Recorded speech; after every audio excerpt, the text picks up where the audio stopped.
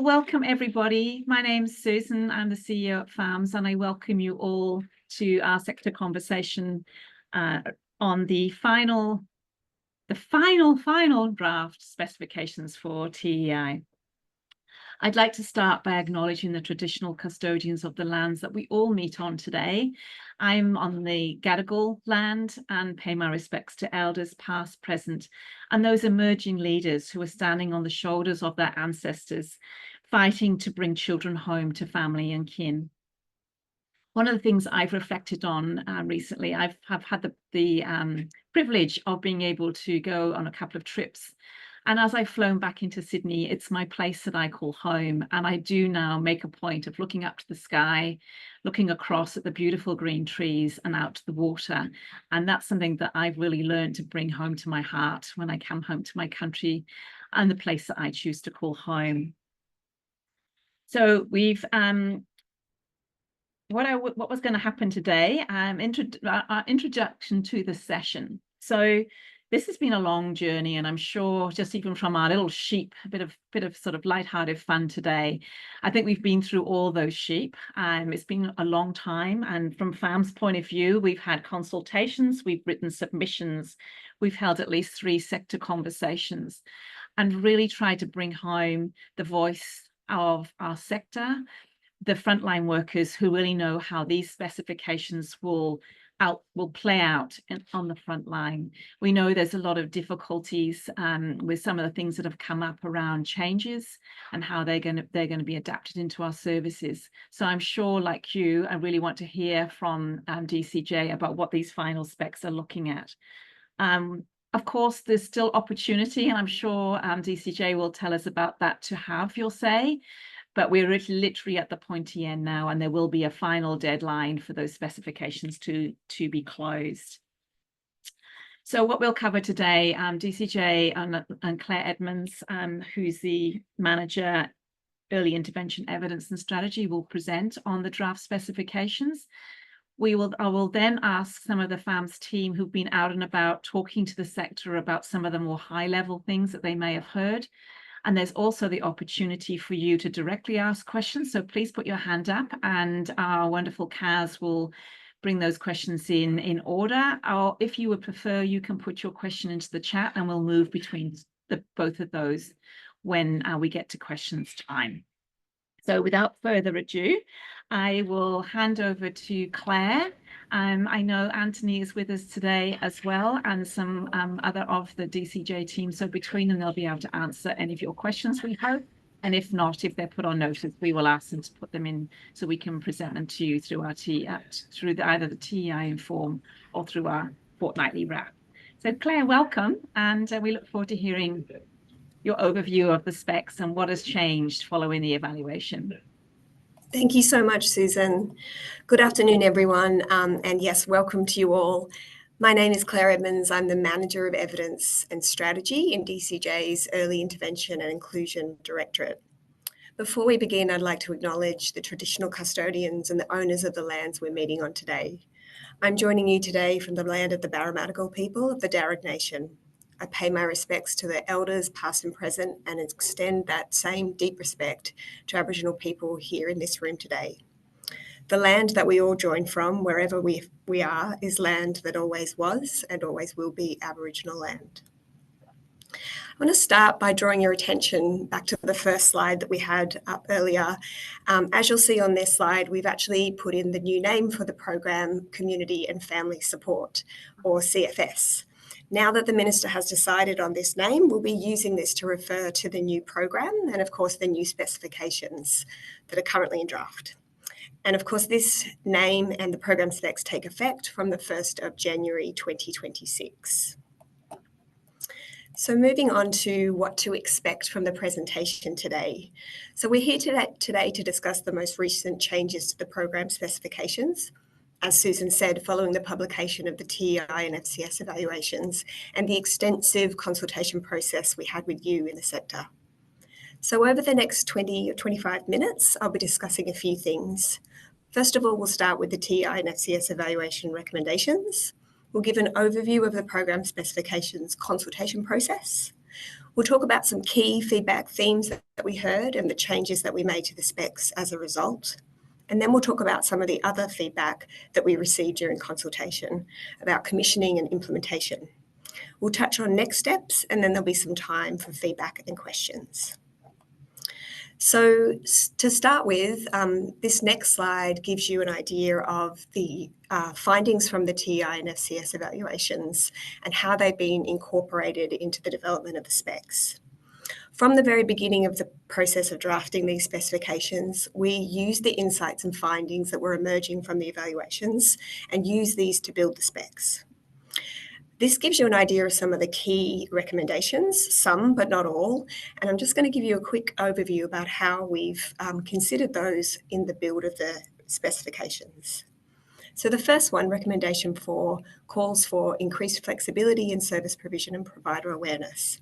And there's a similar recommendation about flexibility and longer timeframes that's also made in the FCS evaluation. That's recommendation 12. Through the updated program specifications, this has really been reinforced. It's both a practice principle and it's a service system outcome.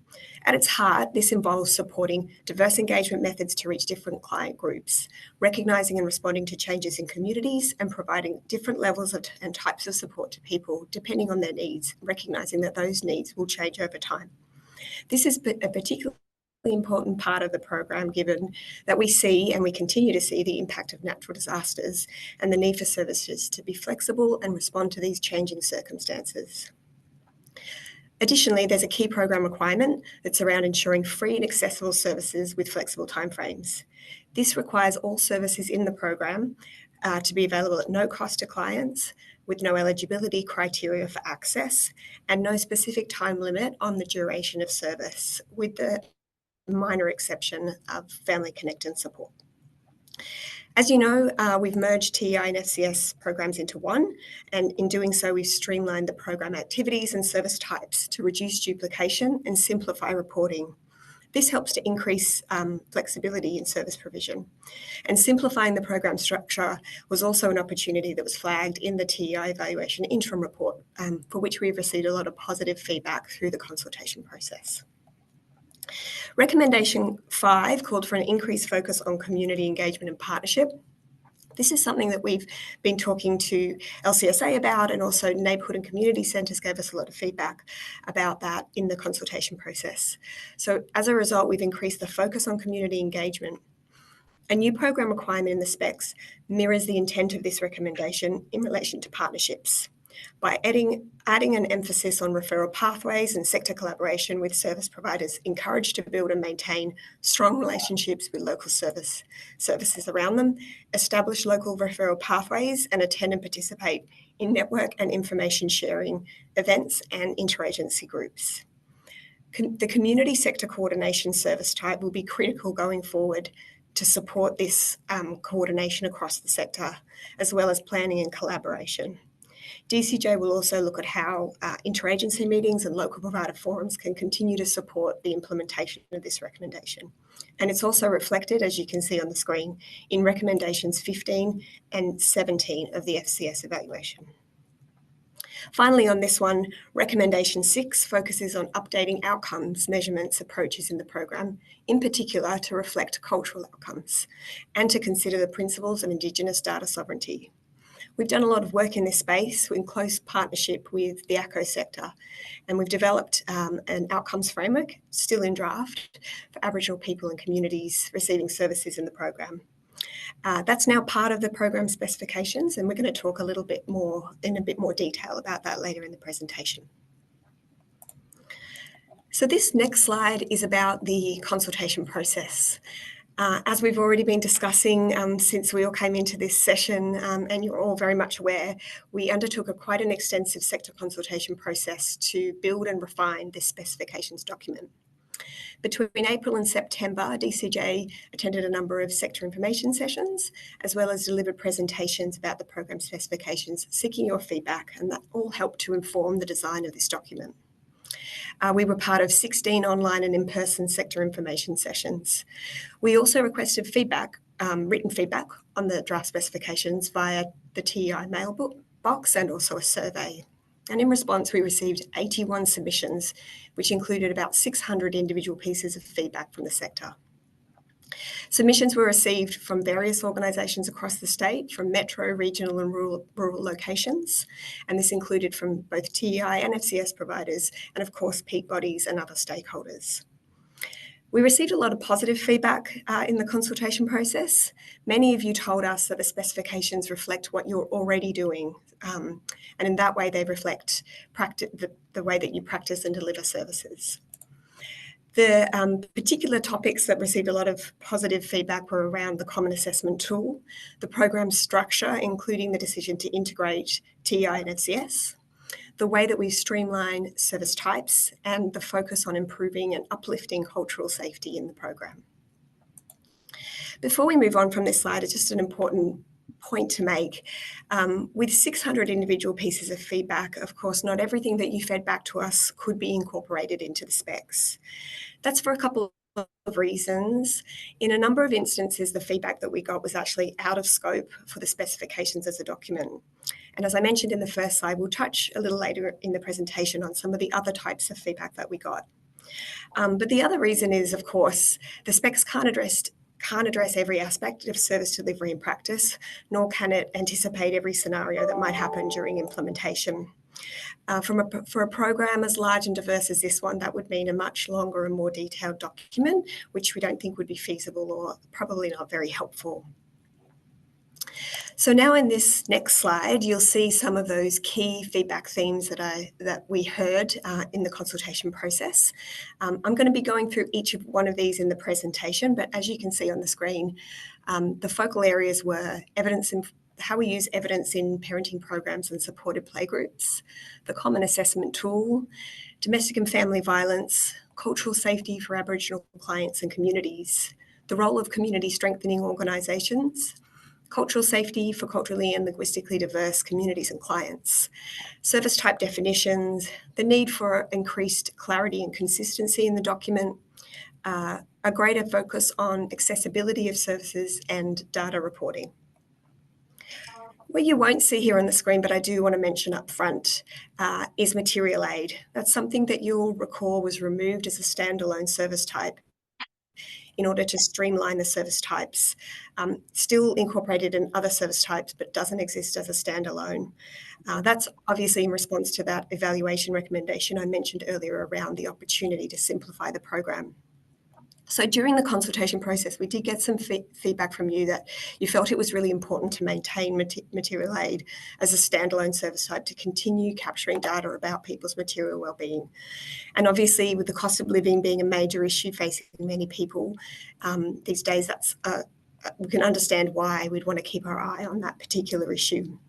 So while it has been removed, we always were able to and can continue to collect data about material wellbeing.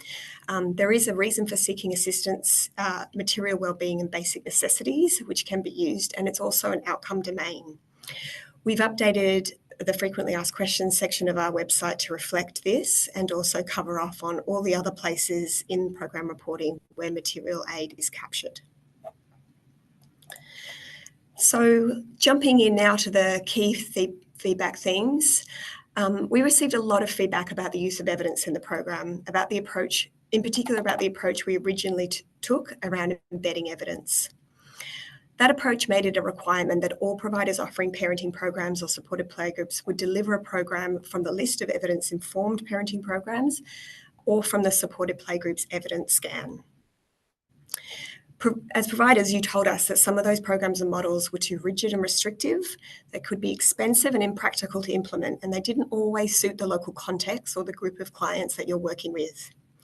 Listening to that feedback, we understand that the models and programs in the evidence don't always fit the circumstances and they're not always appropriate, so we've amended our approach.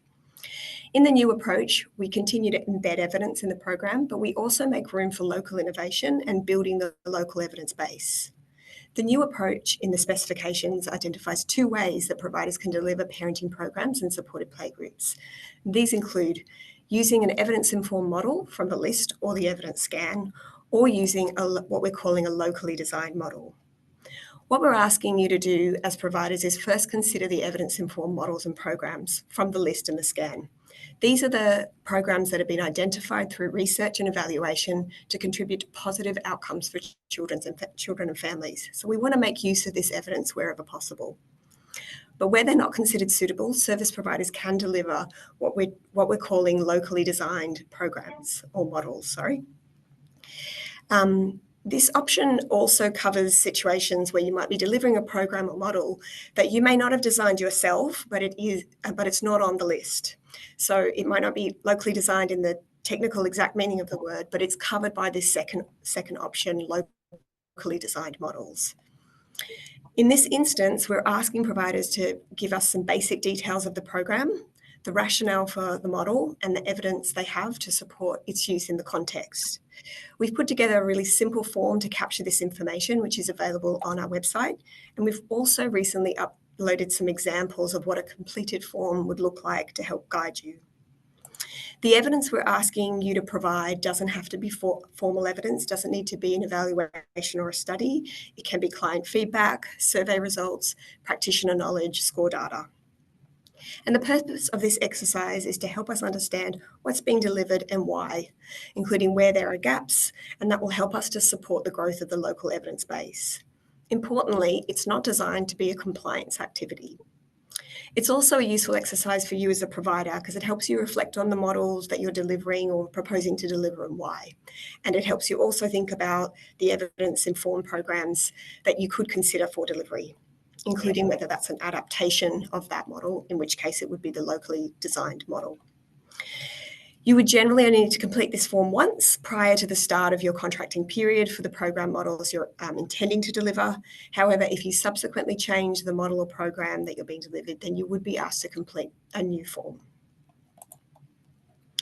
So moving on to the next slide, just a couple of extra things to say about the new approach to evidence-informed parenting programs and supported playgroups. Firstly, the updated evidence-informed parenting program list has been curated, and that's to ensure it's relevant to the Australian context. There was a lot of feedback that we heard in the consultation process, highlighting the importance of, prioritising that Australian context for the list. The criteria for inclusion on the list has also been revised, and that's because the list is no longer mandatory. Some programs have been removed to ensure that it only includes programs evaluated using higher strength study design. As a result, the list is now more consolidated and shorter.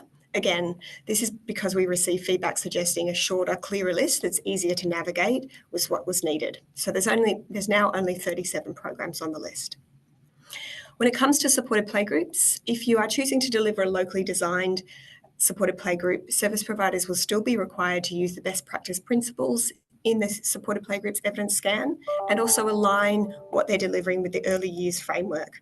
And that's again based on feedback from the sector that highlighted the importance of the early years framework as a guiding document that helps to ensure service delivery supports parents and children to meet their developmental milestones. When it comes to Aboriginal parenting programs or supported playgroups, we continue to encourage ACCOs and also non-ACCOs delivering services to the Aboriginal community to use flexibility in the design of their model as appropriate to their local context, but also using the Aboriginal-led early supports evidence review. And there's no requirement in those instances to complete the form. On to the next slide now about the Common Assessment Tool. So the first message to deliver here is that there's now no longer a requirement for providers to use the Common Assessment Tool.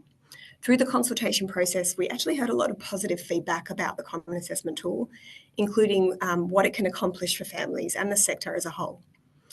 Service providers already using it have talked about how comprehensive it is, how holistic it is, the client-led approach it takes, and how it helps to build consistency in assessments. And of course, and importantly, having that consistent approach that is recognised and used across services means clients don't need to retell their story and that information can easily follow them if a referral to another agency is needed. But we also receive lots of questions and concerns about the use of the tool, including who needs to use it, when do they need to use it, do they need to complete it all in one go, will there be training and guidance on the use of it? And we also got lots of feedback from you that suggested you're already using assessment tools of your own quite successfully in your practice. So we've updated the specifications to reflect that the Common Assessment Tool is now an optional tool for comprehensive assessment. If you do choose to use another tool, we do ask that you ensure it's a culturally safe tool. During implementation of the new program, we're going to work closely with providers and peak bodies to develop further guidance on using the Common Assessment Tool and make any updates to ensure that it suits the needs of the sector. Please also note, however, that if your provider is already using the Common Assessment Tool, including Family Connect and support providers, you should continue to use it. And just quickly on this point, as recently as this week, we've developed and released a short animation about the Common Assessment Tool, and that's to help providers and clients understand more about the purpose of it and its application. We've got a little link. Meg's already put it on the screen. You can see it there on this slide, and we'll also make sure we provide that to FAMs to distribute more widely. Moving on to the next key theme, this is about a focus on domestic and family violence in the program. We heard loud and clear from the consultation process that we need to focus on the role that early intervention can play in responding to domestic and family violence. And this includes acknowledging that children and young people are victims of domestic family violence in their own right. The sector feedback highlighted the growing need also to ensure that safe and strong families, a new part of the program, and its intent and purpose is clearly reflected in the program. One stakeholder highlighted this in their feedback by noting, the program has the potential to support these families earlier by identifying and responding to domestic family violence risks before the harm escalates and statutory intervention is required. So in response, we've developed a new program requirement called Identifying and Responding to Family Violence. We've also made updates to the Wellbeing and Safety Program activities and the corresponding service types and program logics to ensure that it's a key focus in the program. And we've made updates to the community strengthening program logic to reflect the current situation for many clients accessing community strengthening services.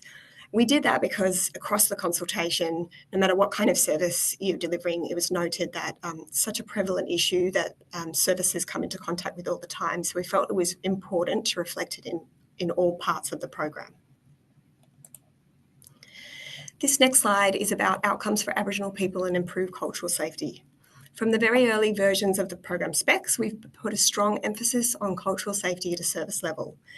The specifications include a cultural safety and wellbeing program logic, as you know, and service providers are expected to embed the principles of the program logic in their service design and delivery. Based on the additional feedback we heard, we've actually strengthened the language about cultural safety in the specifications to make this even clearer.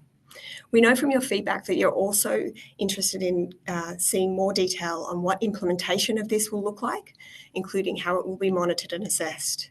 What we know now is that cultural safety will be the focus of contract management discussions, at least on a quarterly basis, but further information about implementation of this requirement will be provided soon. The specifications now also include a draft outcomes for Aboriginal people framework. These outcomes were developed through 4 Aboriginal community partner forums that we've hosted, attended by over 100 people. The sessions were facilitated by an Aboriginal sector development manager in DCJ and attended by ACOs and Aboriginal staff from across the sector. We also engaged with the Aboriginal Advisory Group and the State Aboriginal Reference Group. And these groups considered the impact of not having outcomes specific for Aboriginal people and considered what they should look like. We use these discussions and feedback to draft an additional outcomes framework. Importantly, to note, these are additional outcomes for Aboriginal community controlled organisations and non-Aboriginal community controlled organisations working with Aboriginal families to use to focus their activities and service delivery. And DCJ is not prescribing how they will be reported on. It doesn't need to be through DEX. We'll continue to work with ACOs on how they wish to report on these outcomes in the next phase of implementation. And just to clarify on this point and make it really super clear, all service providers in the program are still required to report client outcomes on DEX. These are additional outcomes that have been developed, and it's these additional outcomes that we're not prescribing anything in terms of how they'll be reported on.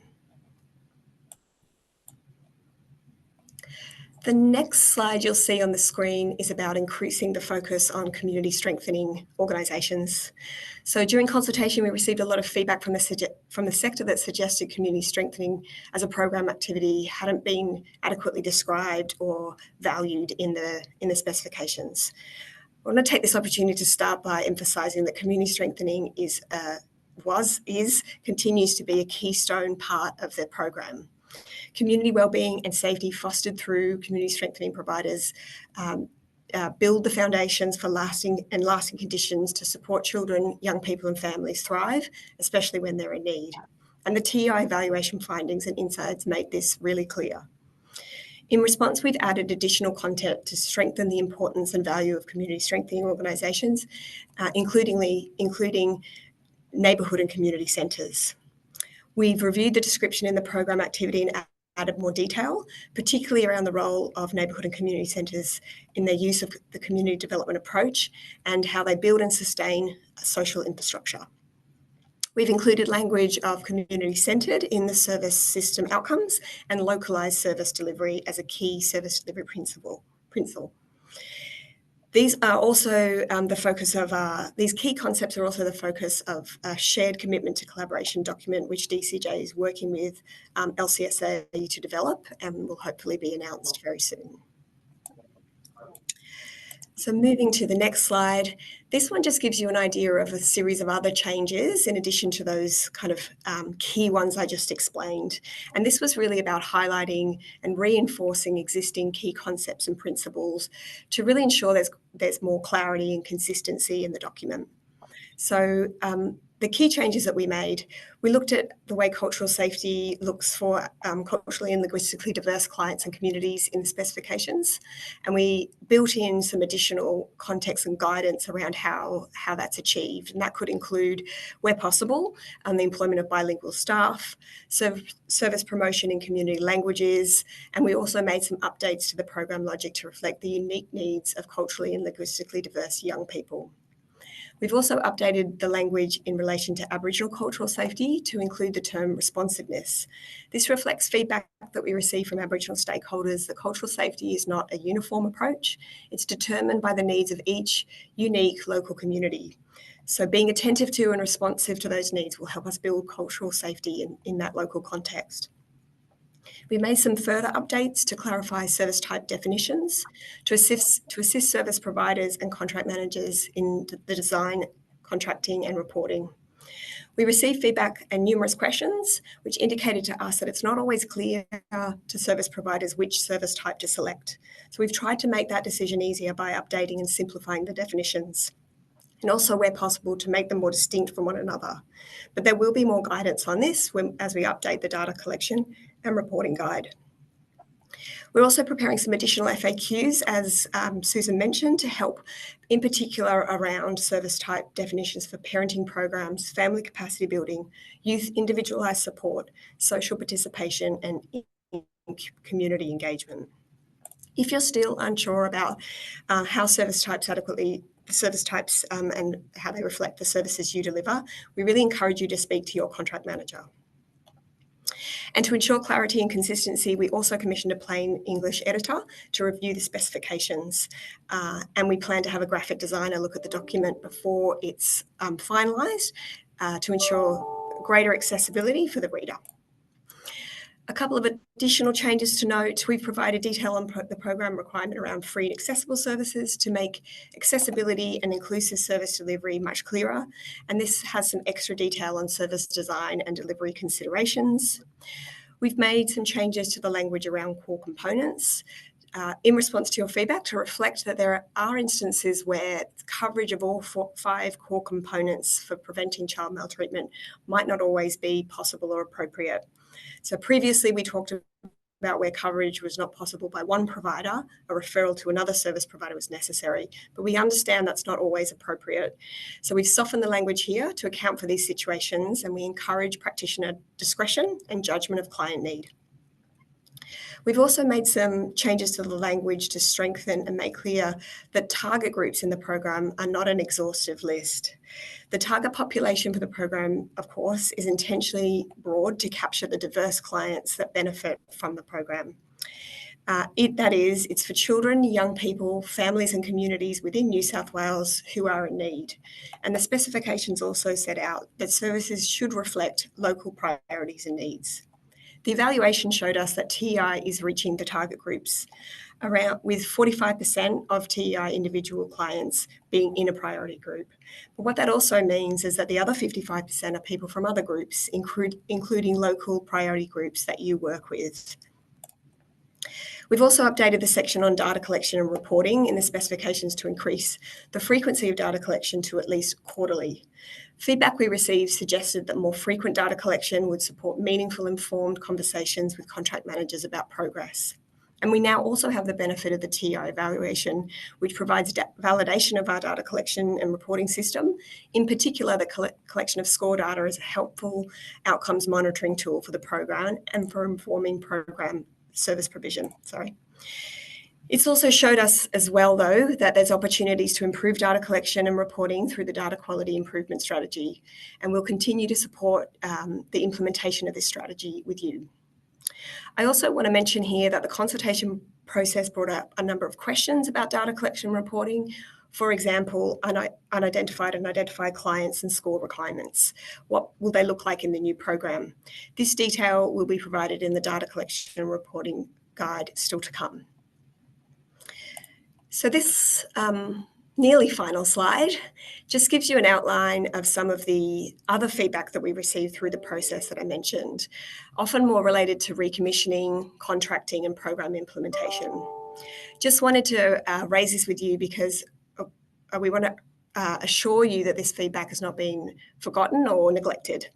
We'll use this to inform the next phase of the recommissioning cycle. Some of the key themes that we heard in the feedback were around the need for an increase in TEI funding and provider resourcing and budget constraints, broader social issues and trends contributing to increased demand and pressure on other parts of the system, increasing client complexity, increasing rates of domestic family violence, demographic changes, natural disasters, etc. There was also some feedback about sector training needs, such as developing program logics, using evidence, reporting, cultural competency, and using the common assessment tool. Questions came up about contracting and contract negotiations, as well as feedback about the recommissioning timeline and process. We also heard about the impact of change on smaller providers, and there was feedback about the timing of the TEI evaluation. We want to thank everybody for their feedback and acknowledge that it does have a place in our broader recommissioning journey. We will take it into consideration in those phases. And this last slide is just about next steps. So firstly, thank you all who provided feedback. And as Susan mentioned in her opening, there is still an opportunity to give us more feedback. We have another 3 weeks for you to provide feedback. So that takes us through to Friday, the 4th of April. If you do have feedback to provide, today's a good chance, but also you can write to us at the TEI mailbox. Following the receiving more feedback from you, we'll make any final amendments to the specifications, and we hope to publish the final version in early June in time for contract negotiations. We also just wanted to flag a few additional resources that have been published since the release of the first draft of the specs that might be helpful for you to know about. So first of all, the frequently asked questions page on our TEI website. This provides answers to and clarity on some of those sort of common questions that we're hearing. We're adding to this page all the time and we're using it to help clarify any points in the specifications. We've got a new program logic e-learning module, and this provides support to the sector to understand the approach to evidence and program logics. There's also templates and examples to support you in developing your own program logic. There's the parenting program evidence list, as noted earlier, and the supported playgroups evidence scan. And there's more resources to come, in particular the data collection and reporting guide, and also making some tweaks to the community sector coordination reporting tool, and we'll provide a link to that once those changes are made. That's a lot of information, so I'm going to stop and let the floor open up for any comments, questions, feedback, reactions. Thanks very much, Claire, for that very comprehensive overview of the specifications and their final draft. And it's really helpful for us to actually see where changes have been made. And I know there'll be some questions, but I know in our conversation, some of the things that are going into the frequently asked questions that I might just cover off you mentioned was around material aid. So some more clarity around that. The family capacity and parenting programs, the real clear clarification on the two, and the community sector coordination tool, which I'm sure a lot of organizations are looking out for, and the clear definition on social participation versus community engagement, and where your specific program, which one it fits into, so that you're clear in your reporting, and the community versus supported play groups. I know there's been some concern in the sector that should you choose not to use one of the evidence-based supported play groups or one that you've developed yourself, that moving out of that stream may have some financial implications for the sector. And I know that's a concern for anyone who has a contract and going forward. So that's great that you're able to put those into the FAQs. Before I go to questions, I'd also like to raise the issue about administration support. I saw that someone actually put into the chat, there's more forms and more things we have to do. And obviously, as we move forward with the reporting tool that's coming, more and more time is having to be allocated to those sorts of things. And it's something that FAMS has been really advocating and lobbying the government for more recognition and permission for administration fees to be accepted as the norm, and some sort of guidelines as to what is accepted broadly, rather than relying on individual services taking the risk of what they put in as their administration fees, not knowing what's acceptable at that higher level.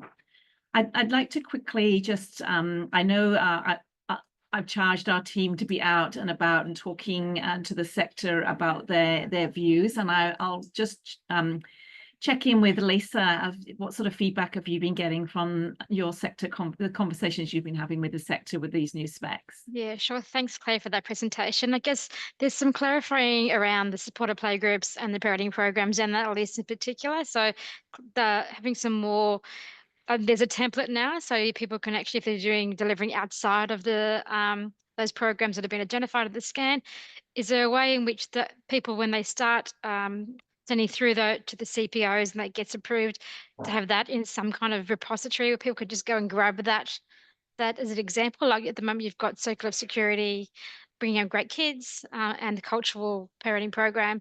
But if there's a way in which we can embed that or share that with the sector, so they're not taking up lots of resources in that space. And other concern is around material aid. So we know in the new specs they're sitting in within information advice and referral as an example, as well as in family capacity building, but potentially could it be sitting in advocacy and support? That is where often the material aid is being sent out to community or under social participation as well. So yeah, because I guess the sector is concerned that loss of evidence of the real need is happening in the sector. That's a big gap of knowledge within that space. Amanda, you want to answer that question? Yes, I can answer a portion of that question around the repository of programs that people submit outside the evidence form list. We are actually considering and looking into that as an option, because we are aware that AIFS does do something similar to that for programs that aren't on their evidence informed list. So that is something that we're currently considering. Thank you. And thanks, Lisa. And Fiona, I know you've been doing lots of DEX clinics, and this comes up time and time again. So it'll be interesting to hear what you've heard from the services you've been talking to. Yes, and thanks, Claire. I have been talking to a lot of services, particularly focusing on the definition, particularly those more broader services like neighbourhood centres, community centres. And I think the draft specs have really added to the clarification for that. I'm sure we'll have some ongoing conversations about that, but I think it's really some of those nuances have recognised the strengths in those services, but also where things need to fit in terms of the new specifications. One thing I would also, it's more of a comment, but services really need to recognise that compliance with the requirements for free and accessible services for reducing barriers to participation, as well as being culturally safe for that service delivery, might have associated costs, and to factor this into the cost of delivering the services that they're being asked to deliver. Thanks, Fiona. I'm going to hand over to the wonderful Kaz, who can see who's got their hand up in the chat, and will also refer to, in the presentation, and also refer to the chat. So I'll hand over to Kaz now to manage that program, and hopefully one of our DCJ people will be able to answer those questions. If not, we'll sort of take it on notice and see if we can get a response back to you. So I'll hand over now to you, Kaz. Beautiful. There were some earlier questions raised at the very start of the presentation that I believe have been answered, but if you feel like they haven't been answered, please feel free to raise your hand, like Susan said, just to provide some more framing or specifics around those questions, and we can add them or put them into the chat.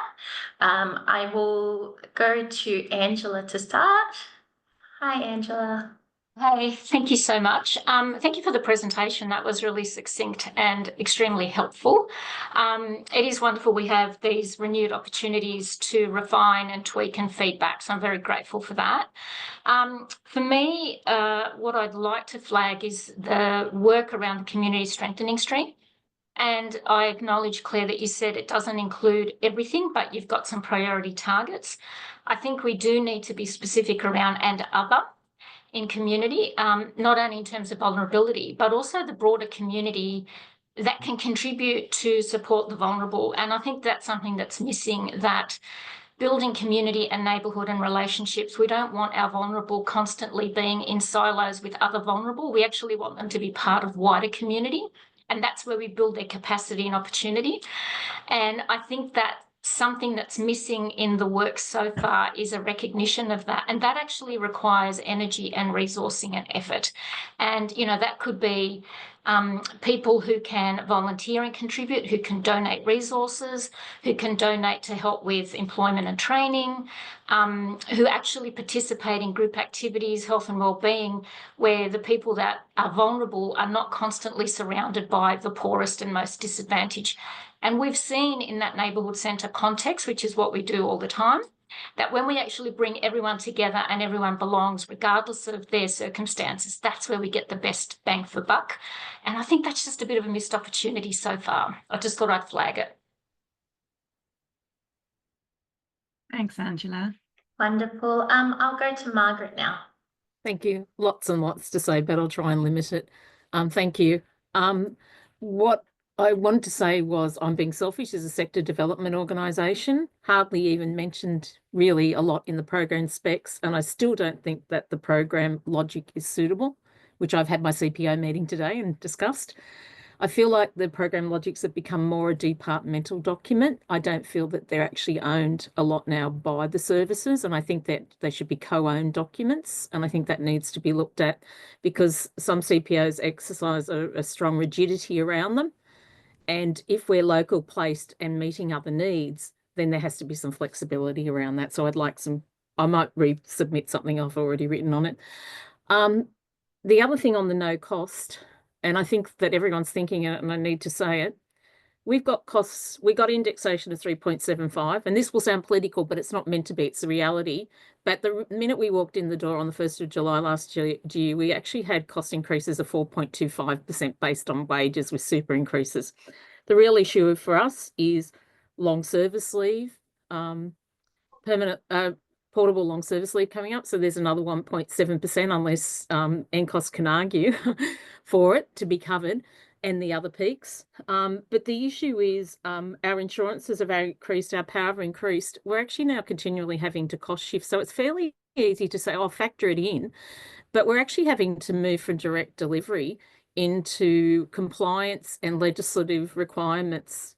And I freaked out yesterday doing a psychosocial and workplace theft webinar yesterday about the sector, and the Fair Work is ready to come after this sector because we do have some practice issues around underpaying real hours worked. I'm getting loves from Angela, thank you. But the last point I'd like to make, 2 points. One, I feel that the issue of evidence-based program should have been an audit process undertaken quite simply at the start of the recommissioning program, so that you could actually look and see what services we're using. I have a real problem having to apply, not that I have to, but applying to use for a program that AFES fully endorses, but DCJ doesn't. I have some issues around a program that had 21 people in the USA do it, and it costs about $7,000 to train one participant. I just think you're creating a bureaucratic nightmare for your CPOs to have to approve forms. And finally, as a sector development organisation, often the costs only cover our wages. It doesn't cover the costs to run things. And technically, our clients are the service organisation. If the wording remains as clients, maybe you don't want to fund us anymore because we won't be able to operate because our clients are the organisations, and maybe that's just a word change. But there is some issues because at the moment, most services in many cases are having to subsidise their TEI funding to run things. And that's that cost shifting away to compliance and legislative and real costs. So look, people can totally disagree with me, but I'm just sort of sector feedbacking. Thank you. Thanks, Margaret. Wonderful. And I'll go to Karen now. Hi, Karen. Just before you do, Karen, was a response from DCJ to Margaret's comments? Anthony? Yeah, I can speak to that. Thanks, Margaret. Look, you're right. I think we fully understand and recognise that the cost of service delivery has increased for service providers. There's been no funding increase in the program for over a decade. Cost of services increased. Cost of meeting a lot of compliance requirements have increased. Particularly things like insurance, for example. We understand that. We know the program is under demand and cost pressures, and we would encourage all providers to consider their budgets when they're sitting down with DCJ to renegotiate a contract. The program needs to ensure it's sustainable and continues to be able to deliver services within the cost envelope, and that cost envelope is not increasing. So we understand that, and that's a consideration that we'll take into account when we sit down with you to negotiate your contract, and something I've talked quite a bit about over the last 6 to 12 months. The thing about providing free services and your point around, sometimes some organisations need to kind of, cost shift to manage delivery of services, I think is valid as well. And again, we would encourage organisations to think a bit more closely about the budget and have those conversations with their contract manager when you sit down to negotiate the contract. The thing about providing free services is that, we did hear quite a lot of feedback from the sector and about services needing to be free for clients, and so that cost is not shifted onto the client. That's really the point where we're really stressing, is that the costs shouldn't be shifted onto the client. And look, by and large, we know that there's been some examples where organisations say, look, we run a group and we have a gold coin donation that people drop a coin in as they come in to pay for coffee and tea. Look, I think that's entirely reasonable. I mean, you're not charging people to attend, and that type of thing I think is voluntary. So we don't necessarily have an issue with that. We just want to make sure that the funding that's being delivered, organisations are delivering services to clients free of charge. And look, by and large, that's happening in lots of places across the state. So this is not a significant issue. We're just kind of reinforcing some of that feedback we got. The point about the parenting programs, look, it's an interesting one. As you know, we did have a much longer list of parenting programs previously. We had something close to 90, like the AFES one has, and following feedback from the sector in this process around the program specifications, there was a lot of feedback around, the list is too long and that reducing the lists would be helpful. So we've done that, and it's really around different thresholds of evidence, really. I mean, when you get into the detail, our threshold of evidence, arguably is higher than what AFES had. We could lower our threshold if we wanted to and put more programs on the list. That's what we had initially, but where we've landed based on the feedback from the sector is lifting the threshold, shortening the list, and providing more flexibility to organisations to deliver those locally adapted or locally designed programs, which we know are really popular, haven't really had a chance to be evaluated. And we, through this kind of process of putting in your form at the start of the 5.5 year contract, and us collecting the evidence base for that, we'll have the opportunity then to start to look at what we can do to do more work in evaluating those locally designed programs. And some of them, like Circle for Security, is a good example we've heard a lot about. That's not on our list, but a lot of people do it. Fill in the form, and those types of programs clearly will be approved, and you'll keep delivering them, and it will give us an opportunity to do more in that evaluation space around those. Thanks, Anthony. Back to you, Kaz. Wonderful. Hello. Hold Sorry. on 1 second. Let me just shift this for some people. There we go. Thanks, Okay. Karen. Thank Karen, you. sorry about the interruption. No problem at all. My question is around material aid, but it's a follow-up to the comments that were made. So as a family support service, our target group is families with children 0 to 12, extending to 18, depending on the program. We have run a material aid and crisis support around bill relief through EPA. That is not technically part of that contract. It's something we're seriously considering having to stop, because even though we have plenty of food donated, the cost for staff delivering it is just becoming too much of an impost in our service when we have other activities we need to deliver. And so my concern is the majority of those clients are single.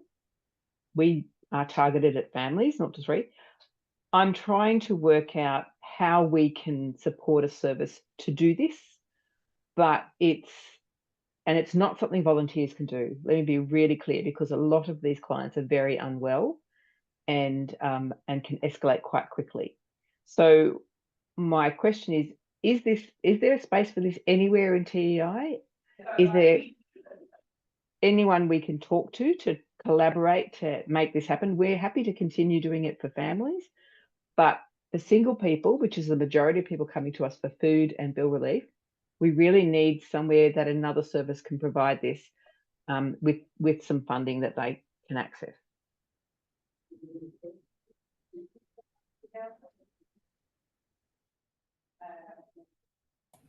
Thanks for your question, Karen. I'm not sure, Anthony, are you still online? Did you want to take that one? Sure. Sorry, I was having a bit of trouble unmuting with the spotlight. Yeah, look, I mean, you're right. There is demand across the program for different cohorts, if you like, within the community where there's a range of support needs. We would encourage you, obviously, to work within the broader target group of the program. We do have our priority groups, but look, we recognise that the program is meant to be supporting vulnerable families, children, young people, and communities. There may be instances where you can continue to do some parts of what you just described, but really, I guess it's a conversation locally with your district contract manager around how much of that really is viable within the contract, within the funding amount that you have, and kind of what the priorities are. Yeah, well, it's not viable. Sorry to cut across you, Anthony. It's not viable for us to continue to do this, but we don't want to cut people off. Our board is very keen to make sure that these people can access the service. So what I'm asking is, does anyone have this in their contract deliverables that we can talk to say, hey, let's work together to support this cohort?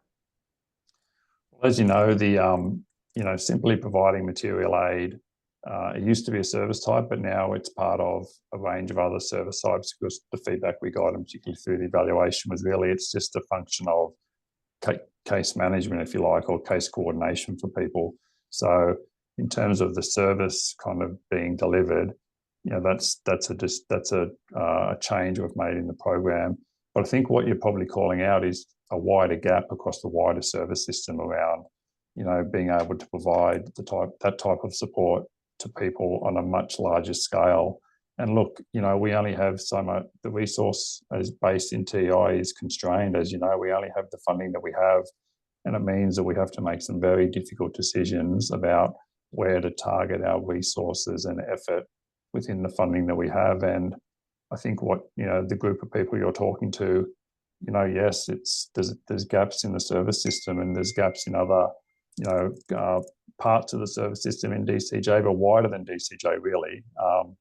It's a challenge. It's an ongoing challenge that we just have to continue to kind of manage. Thanks, Anthony. Wonderful. And now we'll go to Susie.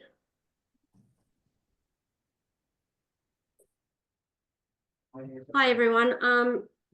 I just want to just raise the point that it's all well to say that there's no extra funding coming to us, but I do believe that as part of the community services industry, you are quite fortunate to have family support workers like the ones that work for us that will not turn people away.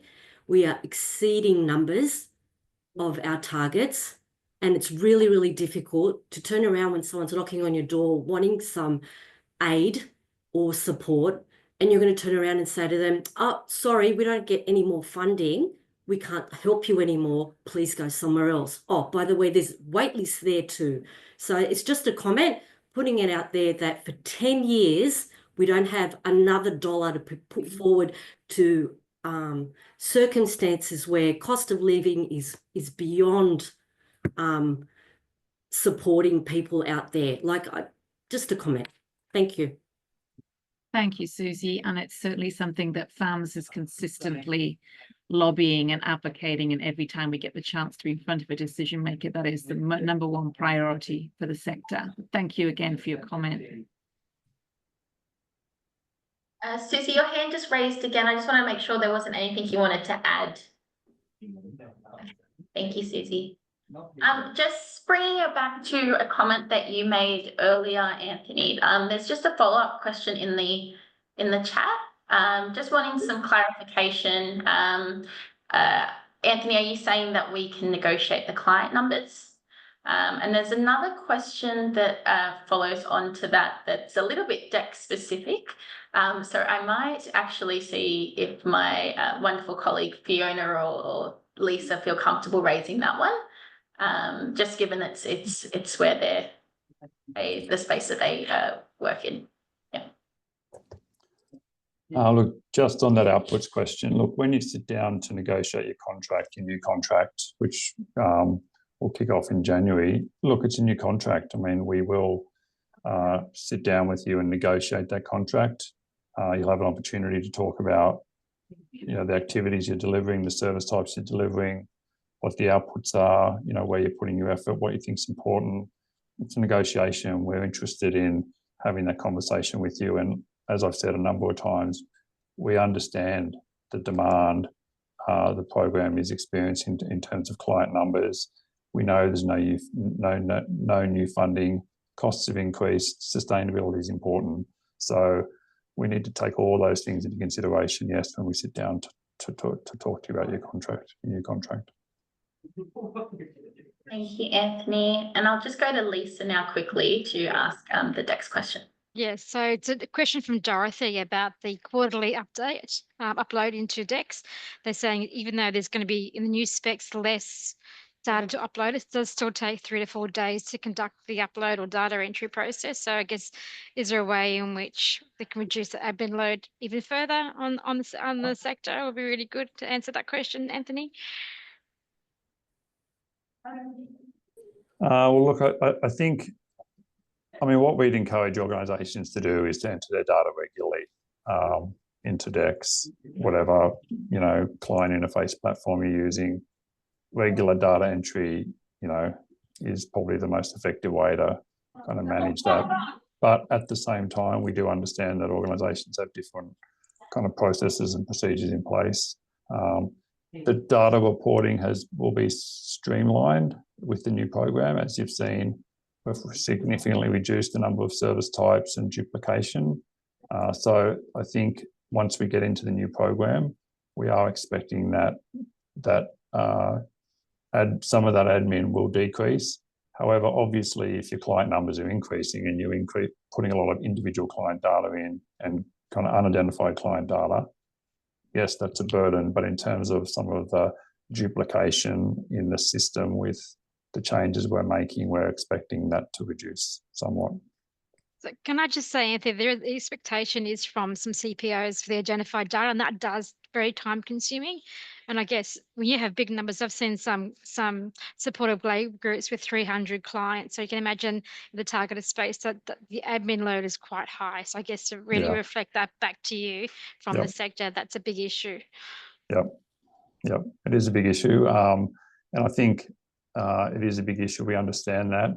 I think kind of what I would say is, with the release of the TEI evaluation and the outcomes that the program was able to demonstrate and the economic benefits the program was able to demonstrate, that was only possible because we have the program data that people are entering. So if we're not entering the program data, we're not able to show outcomes.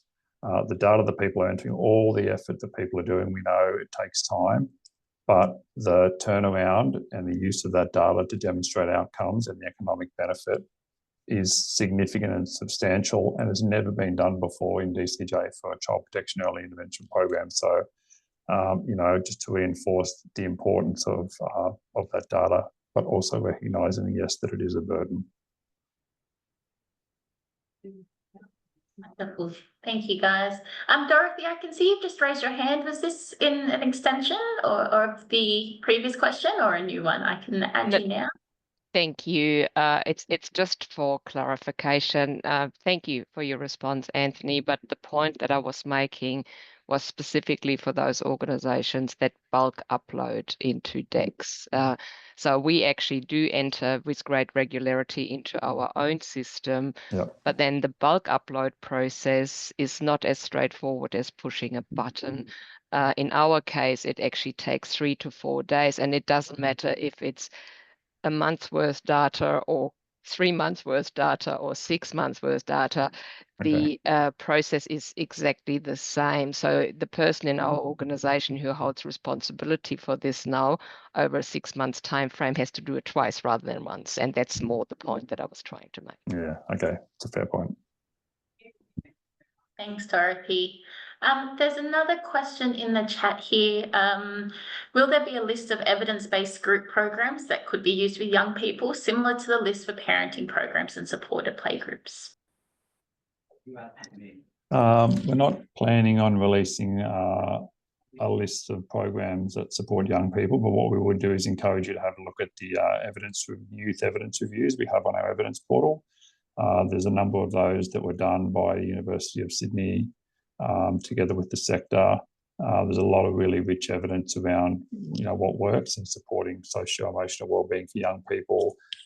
Really good practice principles around working around agency and empowerment for young people, and we'd encourage you to have a look at that evidence and look at some of the core components and some of the kind of key practice and theory evidence that have come through, particularly the agency and empowerment evidence review, which was done together with the sector to look at a range of kind of evidence that's kind of based in the practice space. So we encourage you to have a look at that. And the also to the specific program logic we've developed for young people as well around individual support will be really helpful to look at in the program specs. And there's also the Youth Key Tenants report as well, Anthony, that was done last year, listing a number of programs, and that has direct voices of young people in it as well. So that could be a useful resource. Thanks, Claire. How are we going? Kaz, have we got any more questions in the chat? The questions from the chat, I believe, have been answered. I'll remind people that we do collect feedback and comments, and they will be collated as well. But if there are specific questions, please feel free to send them through to the chat or raise your hand. Claire, do you mind just repeating the name of the report that you mentioned? Someone's just asked if you could repeat that, please. I can try and type it in the chat as well. Key tenants? I'll pop a link. Go, Amanda. The chat. No, I was just going to say I'll pop a link into the chat on how you can access that report. And it was one done by Youth Action in conjunction with Thrive International. Yep, and it's on the DCJ evidence portal as well. Wonderful. Thanks so much. Thank you to everyone at DCJ for providing the overview and for answering the questions. And thank you everyone today for coming along.